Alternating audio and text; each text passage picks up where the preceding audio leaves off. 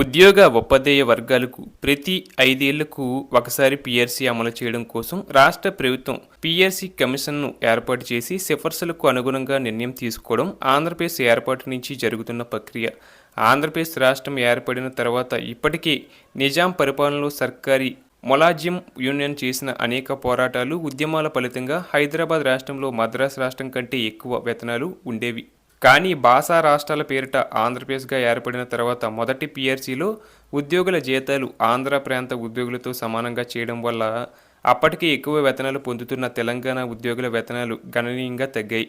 Jayashankar sir అన్నట్లు మొదటి PRC pay reduction కమిటీగా మారిపోయింది. ఆంధ్రప్రదేశ్ ఏర్పాటు వల్ల నష్టపోయిన తొలి వర్గం ఉద్యోగ వర్గమే. అప్పటి నుంచి వేతనాల అసమానతలు కొనసాగుతూనే ఉన్నాయి. ఈ విషయాన్ని తెలంగాణ రాష్ట్ర సాధన ఉద్యమంలో ఒక ప్రధాన అంశంగా ఉద్యోగుల్లో తీవ్ర చర్చ జరిగింది.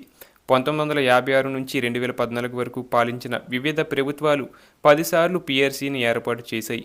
అయితే 1958, 65 పీఆర్సీల్లో జీతాలు ఏమాత్రం పెంచకపోవడం వల్ల ఉద్యోగుల వేతనాల్లో పెద్దగా మార్పు రాలేదు. ఇక 1982, 86, 93 పీఆర్సీలు 10% హెచ్చింపు చేయాలని కమిషన్ ప్రతిపాదిస్తే అప్పటి ప్రభుత్వాలు ఆమోదించి 3 పీఆర్సీల్లో కేవలం 10% షిప్మెంట్ అమలు చేశాయి. దీనివల్ల ఉద్యోగుల జీతాల విషయంలో ఇతర రాష్ట్రాల కంటే తక్కువ జీతాలు ఉన్న రాష్ట్రంగా ఆంధ్రప్రదేశ్ నిలిచిపోయింది. అలాగే 1999లో జస్టిస్ పొన్నయ్య పీఆర్సీ కమిటీ 15% సిఫార్సు చేసింది. ఉద్యోగ సంఘాలు చేసిన పోరాటాల ద్వారా అప్పటి సీఎం చంద్రబాబు నాయుడు ప్రభుత్వం 25% అమలు చేసింది. చంద్రబాబు అనుసరించిన ప్రజా ఉద్యోగ వ్యతిరేక విధానాల వల్ల ఉద్యోగులు అనేక ఇబ్బందులు పడ్డారు. ఉద్యోగులకు 9 విడతల కరువు భత్యం ఇవ్వకుండా వేధించారు. ప్రభుత్వ సంస్థల ప్రైవేటీకరణ కోసం ప్రయత్నాలు కొనసాగించి ప్రభుత్వ సర్వీసుల్లో కాంట్రాక్ట్ అవుట్సోర్సింగ్ విధానాలను తీవ్రతరం చేశారు. ఉద్యోగులు నిత్యం అభద్రతాభావంతో ఉంటేనే పనిచేస్తారని ప్రకటించి నిత్యం వివిధ కారణాలతో వేధించడం వల్ల ఉద్యోగ సంఘాలు తీవ్ర ఆందోళనలు, నిరసనలు చేపట్టాయి. చివరికి టీడీపీ ఓటమికి ఉద్యోగులు కూడా ప్రజలతో పాటు కారణమయ్యారు. అనంతరం వైఎస్ రాజశేఖర రెడ్డి నేతృత్వంలో ప్రభుత్వం అధికారంలోకి రాగానే ఉద్యోగ సమస్యలు పరిష్కారం అవుతాయని ఆశించారు. కానీ 2005 పీఆర్సీ కమిటీ జస్టిస్ జగన్నాథరెడ్డి నేతృత్వంలో 15% షిప్మెంట్ ప్రతిపాదించగా కేవలం 16% మాత్రమే ప్రభుత్వం అమలు చేసింది.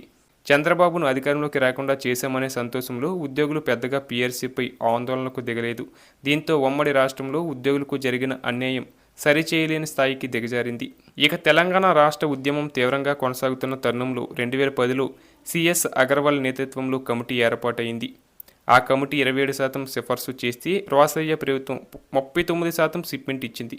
దీనికి ప్రధాన కారణం ఉద్యోగుల ఉద్యమాలతో పాటు తెలంగాణ రాష్ట్ర సాధన ఉద్యమం కూడా కొనసాగింది. తెలంగాణ ఉద్యమం తీవ్రస్థాయిలో జరుగుతున్న తరుణంలో 2013లో ప్రభుత్వం 10వ పీఆర్సీ ఏర్పాటు చేసింది. తెలంగాణ రాష్ట్ర ఉద్యమం వల్ల రాజకీయ అనిశ్చితి వాతావరణం ఏర్పడింది. దీనివల్ల 29% షిప్మెంట్ ప్రతిపాదిస్తూ కమిషన్ తన నివేదికను గవర్నర్కు సమర్పించింది. అలాగే తెలంగాణ ప్రత్యేక రాష్ట్రం ఏర్పాటు తర్వాత పీఆర్సీ కోసం ఉద్యోగులు ఆందోళనలు చేయడం, ప్రభుత్వంతో దీర్ఘకాలిక చర్చలు జరపడం వంటి వాటిని నిలిపివేయాలని కేసీఆర్ ప్రభుత్వం నిర్ణయం తీసుకోవడం చరిత్రలో నిలిచిపోయింది. గతంలో ఎన్నడూ లేని విధంగా ప్రభుత్వానికి అందిన పీఆర్సీ నివేదికను టీఎన్జీఓ అధ్యక్షుడిగా ఉన్న నాతో పాటు ఇతర ఉద్యోగ మిత్రులకు అందించి ప్రభుత్వం ఎలా స్పందించాలో మీరే చెప్పాలి, ప్రభుత్వం మీది, తెలంగాణ రాష్ట్ర ఏర్పాటులో మీ పాత్ర కీలకం అంటూ కేసీఆర్ చెప్పడం మా అందరికీ గర్వకారణం. ఉద్యోగ సంఘాల జాక్ చర్చించి 42% ఇవ్వాలని కేసీఆర్కి చెప్పిన వెంటనే ఎలాంటి చర్చలు జరపకుండా అధికారులతో రివ్యూ చేయకుండానే 43% షిప్మెంట్ ఇవ్వాలని నిర్ణయం తీసుకున్నారు. ఉద్యోగుల ఆకాంక్షలను దృష్టిలో ఉంచుకొని వారు అడిగిన 42% కంటే ఎక్కువ 43% ఇవ్వడం వల్ల జీతాలు రెట్టింపయ్యాయి. తొలిసారి అసంతృప్తి లేని తెలంగాణ పీఆర్సీగా రాష్ట్ర చరిత్రలో నిలిచిపోయింది. ఇక 2వ పీఆర్సీ అమలుకు కేసీఆర్ ప్రభుత్వం సకాలంలో బిస్వాల్ కమిషన్ను ఏర్పాటు చేసింది. కమిషన్ 7.50% షిప్మెంట్ ప్రతిపాదన చేయడంతో 30% షిప్మెంట్ ఇవ్వాలని ప్రభుత్వం నిర్ణయం తీసుకుంది.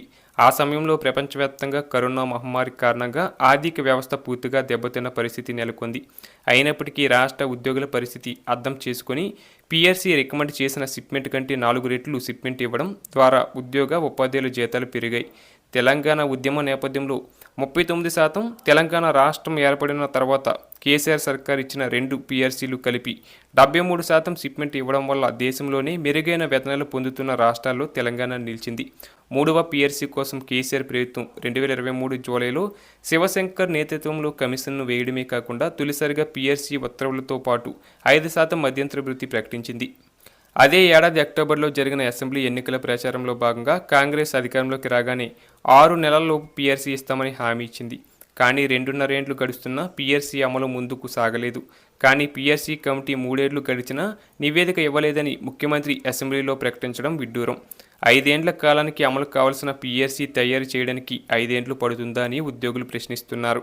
పీఆర్సీ వెంటనే అమలు చేయాలని అసెంబ్లీలో కేటీఆర్, హరీష్ రావు డిమాండ్ చేస్తే మరుసటి అంటే సెప్టెంబర్ 2026 వరకు గడువు పొడిగించడం ఉద్యోగుల పట్ల ప్రభుత్వ వైఖరి తెలియజేసింది. ఇక ఉద్యోగుల 5 విడతల కరువు భత్యం పెండింగ్లో ఉన్నాయి. రిటైర్డ్ ఉద్యోగులకు రావాల్సిన బకాయిలు నిలిపివేయడం వల్ల ఇప్పటికే 86 మంది మరణించడం బాధాకరం. 9.5 ఏండ్ల కేసీఆర్ పాలనలో ప్రభుత్వం 4,17,000 కోట్ల అప్పులు తెచ్చి అనేక అభివృద్ధి సంక్షేమ కార్యక్రమాలు చేపట్టింది. ఉద్యోగులకు మెరుగైన జీతాలు ఇచ్చింది. కానీ కాంగ్రెస్ ప్రభుత్వం 2.5 ఏండ్లలో 3,44,000 కోట్లు అప్పు చేసింది. ఒక్క సంక్షేమ పథకము లేదు, అభివృద్ధి జాడా లేదు, ఉద్యోగులకు ఏమీ ఇవ్వలేదు. పైగా మీకు పీఆర్సీ ఇవ్వాలంటే ఏ సంక్షేమ పథకం ఆపాలో చెప్పండి అని సీఎం బెదిరిస్తూ కాలం గడుపుతున్నారు. ఉద్యోగులు 2.5 ఏండ్లుగా ఎదురు చూస్తున్న ప్రభుత్వ స్పందన లేకపోవడం వారిలో తీవ్ర ఆందోళన నెలకొంది. ఈ నేపథ్యంలో ఉద్యోగ సంఘాలు ఆందోళనకు దిగుతున్నాయి. మరోవైపు అన్ని శాఖల్లో ఆంధ్ర అధికారుల పెత్తనం పెరిగిపోయింది. నీటిపారుదల, విద్యుత్, ఎక్సైజ్ శాఖల్లో జరిగిన పరిణామాలు పరాకాష్ఠకు చేరుకున్నాయి. జీతం కోసమే కాకుండా తెలంగాణ అస్తిత్వం కోసం, ఆంధ్ర పెత్తనం అంతా కోసం పోరాడాల్సిన పరిస్థితులు ఏర్పడ్డాయి. ప్రభుత్వం వెంటనే ఉద్యోగ సంఘాలతో చర్చలు జరిపి వారి సమస్యలు పరిష్కరించాలి. లేకపోతే పరిపాలన స్తంభించడం ఖాయం.